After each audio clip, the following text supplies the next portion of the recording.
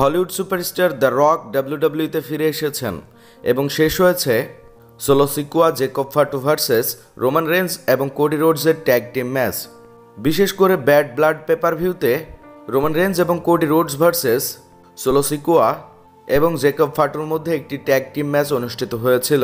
এই ম্যাচটিতে সকলের পারফরমেন্সই ছিল অসাধারণ, তবে এই ম্যাচটির এক পর্যায়ে দেখা গিয়েছিল টামাটোঙ্গা এবং টোঙ্গালোয়া রোমান রেঞ্জের এগেনস্টে এসে সোলো সিকুয়াকে সহযোগিতা করছিলেন, আর সে সময়েই ডাব্লিউডাব্লিউতে আবারও ফিরে এসেছেন জিমি উসো ফিরে এসেই টামাটোঙ্গা এবং টোঙ্গালোয়াকে আক্রমণ করে রোমান রেঞ্জকে সহযোগিতা করে রোমান রেঞ্জ সোলো সিকুয়াকে স্পেয়ার মেরে এই ট্যাগ টিম ম্যাচটিতে জয় পেয়ে গিয়েছেন।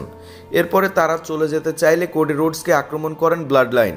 তারপরে জিমি উসো এবং রোমান রেঞ্জ তারা এসে ব্লাড লাইনকে আক্রমণ করে কোডি রোডসকে সেভ করেছেন। তবে সেভ করার পরে কোডি রোডস, রোমান রেঞ্জ এবং জিমি উসো যখন রিংয়ের মধ্যে দাঁড়িয়েছিলেন সে সময় থিম সং বেজে উঠেছে হলিউড সুপারস্টার দ্য রকের।